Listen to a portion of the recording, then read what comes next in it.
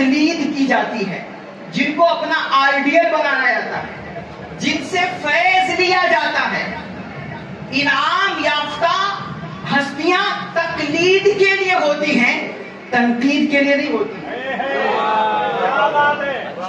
انعام یافتہ ہستیاں فیض لینے کے لیے ہوتی ہیں، جنگ لڑنے کے لیے نہیں ہوتی۔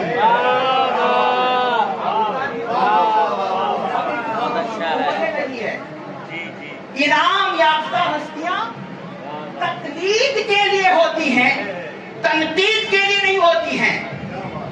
انعام یافتہ ہستیاں فیض لینے کے لیے ہوتی ہیں، جنگ لڑنے کے لیے نہیں ہوتی ہیں، جنگ لڑنے کے لیے نہیں ہوتی ہیں۔ مگر اچھا، یہ جو انعام یافتہ ہستیوں سے جنگ ہوتی ہے نا، اس کی دو وجہ ہوتی ہے۔ کبھی کبھی اپنا کفر بچانے کے لیے ہوتا ہے،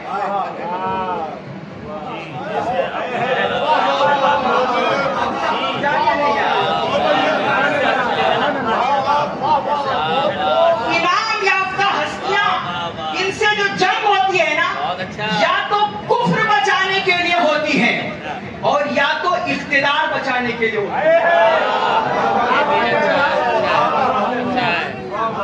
نبی کے مقابلے میں جو آئے، خلیل اللہ سے جو نمرود کی جنگ تھی، وہ کفر بچانے کے لیے تھی۔ بات سمجھ آئی؟ بھائی آپ لوگ سمجھ رہے نا؟ جی۔ انعام یافتہ ہستیوں سے جنگ یا تو کفر بچانے کے لیے ہوتی ہے یا تو اقتدار بچانے کے لیے ہوتی ہے۔ جو نبی کے مقابلے میں آئے وہ کفر بچانے کے لیے آئے تھے، اور ایک ہے نا جو حضرت موسیٰ کے مقابلے میں آیا تھا، اس کا کیا نام ہوتا ہے؟ فرعون۔ وہ دونوں چیزیں بچا رہا تھا، اقتدار بھی بچا رہا تھا، کفر بھی بچا رہا تھا، دونوں بچا رہا تھا۔ موسیٰ کے مقابلے میں جو آیا وہ کفر بھی بچا رہا تھا، اقتدار بھی بچا رہا تھا۔ سوال ہوتا ہے علی کے مقابلے میں جو آئے،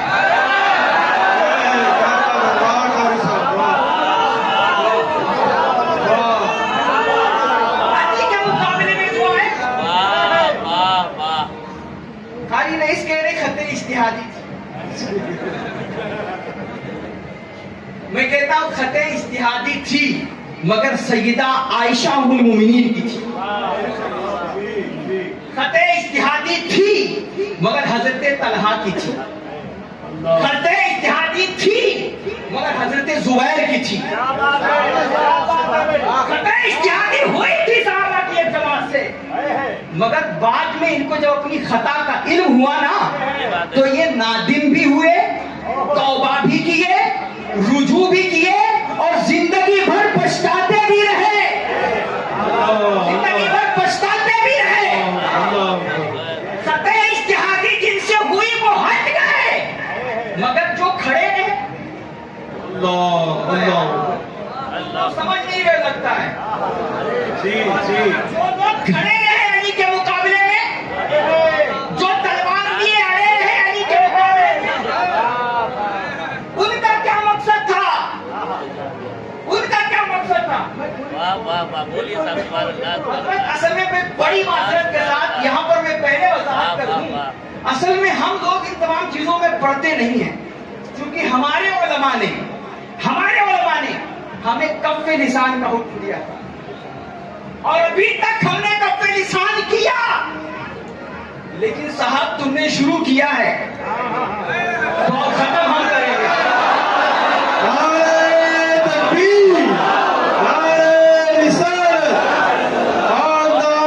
شروع تم نے کیا ہے تو اب ختم ہم کریں گے، اور چھیڑے ہو نا تو پھر سننا پڑے گا، چھوڑیں گے نہیں، چھیڑے ہو نا تو چھوڑیں گے نہیں۔ ہاں مگر ایک بات یہ بھی ہے، اپنی طرف سے کچھ بھی نہیں بولیں گے ہم، جو بولیں گے نا صرف علماء اہل سنت کی کتاب سے بولیں گے۔ یہ میں لے کے بیٹھا ہوں، یہ حوالہ ہے نا سارا ہمارے پاس، اور کل ہمارے سرکار فرما رہے تھے نا کہ ہم کسی سے بات نہیں کرتے ہیں، اگر کوئی بات کرنا چاہے تو میرے مقابل میں آئے، لیکن برابر کا ہونا چاہیے۔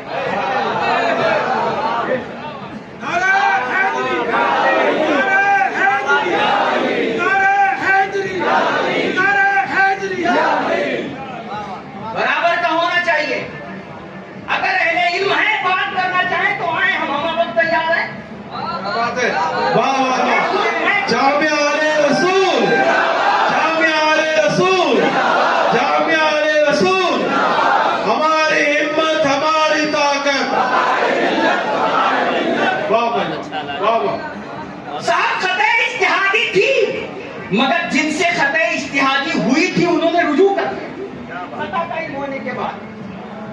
مگر جو اڑے رہے، ایک صاحب بولے کہ اصل میں یہ جو جنگ تھی نا، یہ ایک دینی جنگ تھی، اسلامی جنگ تھی، اس میں نہیں پڑھنا چاہیے ہمیں، اس میں نہیں پڑھنا۔ ہم نے کہا بھائی یہ بتائیے، اس کو آپ دینی جنگ کہہ رہے ہیں، کیا جو لوگ علی سے لڑ رہے تھے علی کو دین پہ لانا چاہ رہے تھے؟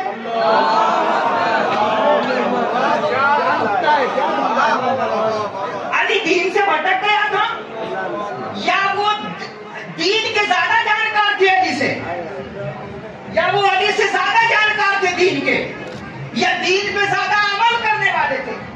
بھائی صاحب دین کی جنگ کیسے ہو گئی؟ کیسے ہو گئی؟ تو ایک صاحب نے کہا نہیں، اصل میں یہ مسئلہ تھا قصاص عثمان کا، اس میں اجتہاد ہوا تھا۔ میں نے کہا اچھا ٹھیک ہے، اگر مدعا اور جو ہے معاملہ قصاص عثمان کا ہی تھا تو سیدنا امام حسن کی جب خلافت آئی تو ان سے بھی یہی مطالبہ ہوا تھا کیا؟ ان سے بھی جو ان کے خلاف جو لشکر کشی ہوئی، حضرت امام حسن سے جو لشکر کشی کی گئی، ان کے سامنے جو لشکر جراح لایا گیا اور ان سے جو جنگ چھیڑی گئی، ان کے سامنے کیا مدعا تھا؟ کیا انہوں نے کبھی قصاص عثمان کا مدعا رکھا؟ کبھی نہیں۔ اور اگر رکھا تو جب حضرت امام حسن نے ان کے حوالے کر دیا اقتدار تو کتنوں کو پکڑا؟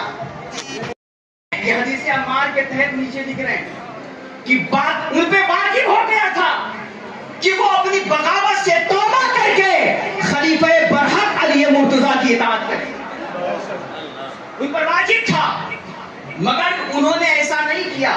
اس سے ظاہر ہو گیا اندر ان کے بغاوت چھپی ہوئی تھی، مدعا بنایا ہوا تھا قصاص عثمان، اندر بغاوت چھپی ہوئی تھی، مدعا تھا قصاص عثمان کا۔ تو میرے بھائی کچھ لوگ کہتے ہیں کہ یہ قصاص عثمان کا معاملہ تھا، یہ بھی صحیح نہیں ہے، قصاص عثمان کا معاملہ نہیں تھا۔ اصل میں ہوا کیا تھا نا، یاد کرو جنگ حنین، جنگ حنین کے موقع پر مؤلفۃ القلوب کو میرے آقا علیہ الصلوۃ والتسلیم مال دنیا تقسیم فرما رہے تھے۔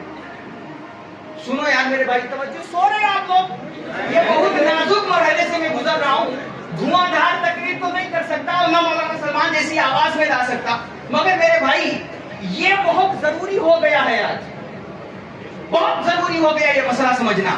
مسئلہ یہ ہے نا کہ آج تک ہمیں یہ چیزیں بتائی ہی نہیں گئی، اسی لیے ہمت اتنی بڑھ گئی کہ عرس منانے لگ گئے۔ بے خطا بہت اچھا بھائی، واہ واہ واہ واہ۔ وجہ یہ تھی کہ لوگوں نے بتایا ہی نہیں۔ اب یہ حقیقت جاننا ضروری ہو گیا ہے، یہ حقیقت جاننا ضروری ہو گیا ہے۔ مولا حضرت مصطفیٰ کریم صلی اللہ علیہ وسلم غزوہ حنین کے موقع پر مؤلفۃ القلوب کو مالک دنیا تقسیم فرما رہے تھے۔ یہ بھی روایتیں 7-8 روایتیں ہیں